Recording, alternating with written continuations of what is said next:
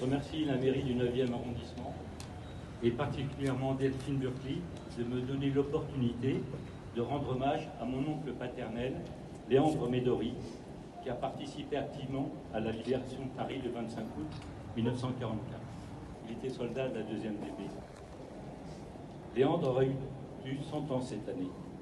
Il était l'aîné de 9 enfants, d'une famille de paysans, d'un petit village du Cap-Corse, Figarel.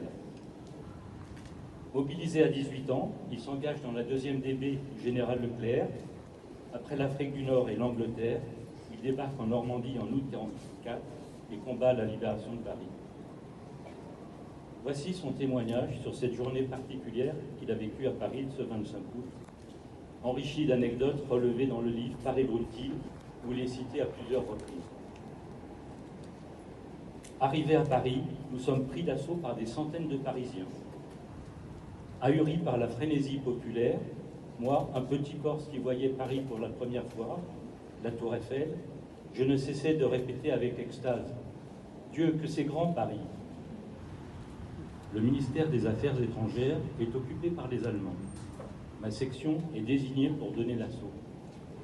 Les Allemands qui sont cachés derrière les fenêtres du ministère nous laissent approcher. Et lorsque toute la section dans la rue de Constantine, 2 mitrailleurs de chez eux se mettent en batterie, une à chaque bout de la rue. Ce qui fait que nous sommes prisonniers dans cette rue. On ne peut ni avancer, ni reculer. Nous avons assez vite raison de ces 2 mitrailleuses. Mais les Allemands tirent de plus belle depuis les fenêtres. Heureusement qu'il y a des arbres dans cette rue qui nous servent d'abri. Nous y allons de bon cœur, et c'est un vrai mitraillage du ministère. Mais hélas, nos balles vont se loger au plafond, alors que les leurs font mouche très souvent. Derrière notre arbre, avec mon ami Jean-Baptiste Ferracci, nous nous serrons le plus possible, car il n'est pas gros cet arbre. Et déjà, nous voyons beaucoup de nos amis tomber à terre. L'instant le plus pénible pour moi dans cette guerre ne va pas tarder à se produire.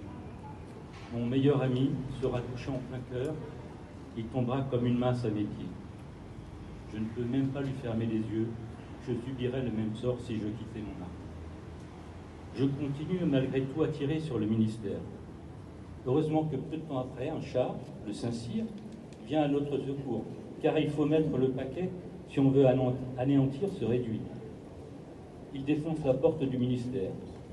Mais les Allemands se sauvent sous les pompes et commencent à nous arroser d'une pluie de grenades. Un vrai festival. Cela me rappelle les jeudis de la fête de Santa Maria di Loro. Mais l'une d'elles vient me cribler d'éclats sur tout le corps, et notamment au visage. C'est très spectaculaire. Je réussis à me sauver dans un brancard de secouristes qui me transporteront aussitôt dans un poste de secours des Invalides. Un coup de bazooka vient de détruire le char, ses occupants sont écroulés. Sur 20 militaires, 17 sont tués ou blessés. Et sur le tronc de mon arbre, mon sauveur, mes amis dénombrent 39 impacts de balles. Je suis soigné au Val-de-Grâce.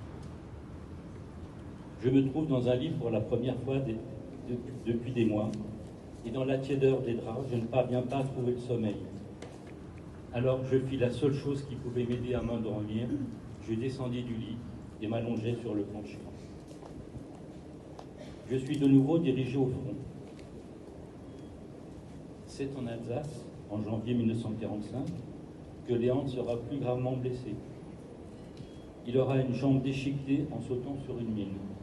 Après de longues heures d'attente dans la neige, alors que les Allemands tirent sans arrêt, il sera sauvé par un légionnaire qui sera venu les chercher. Vous pourrez lire son témoignage complet, si vous le souhaitez, dans les feuillets mis à disposition. Après plusieurs mois de convalescence, il retourne chez lui en Corse. Toute la famille l'attend avec impatience, regroupée sur la place de la maison familiale, où un arc de triomphe en buis a été érigé en son honneur. Les cloches sonnent à grande volée, même la cochine, comme pour les grandes fêtes. Toute la population a voulu rendre hommage aux héros survivants. Émotion mêlée de joie et de tristesse. Léandre n'a plus qu'une jambe, mais il est ici parmi nous.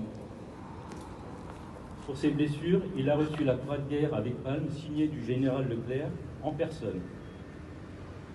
Ensuite, il s'est beaucoup investi au sein des anciens de la 2e DB et a eu l'honneur de serrer la main de la reine d'Angleterre. Léandre Médor est resté marqué psychologiquement et physiquement par ses traumatismes. Malgré cela, soutenu et respecté par sa famille, il a su aller de l'avant et prendre goût à la vie en fondant une famille et en ayant une vie sociale et professionnelle épanouie. Lors de sa promotion comme officier de la Légion d'honneur, le colonel, pour faire son éloge, lui demande des détails des circonstances de sa blessure. Mais Léandre, étreint par l'émotion, ne put aller au bout de son récit. Mon père lui propose alors de le mettre par écrit. C'est ainsi que vous avez ces témoignages.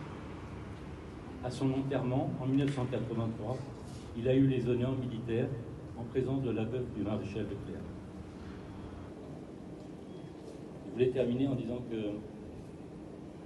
petit message de Nadine, ma cousine, sa fille, la fille de Léandre. Merci Marc pour cette initiative qui, par-delà mon père, nous rappelle que des individus se sont sacrifiés pour que nous soyons libres.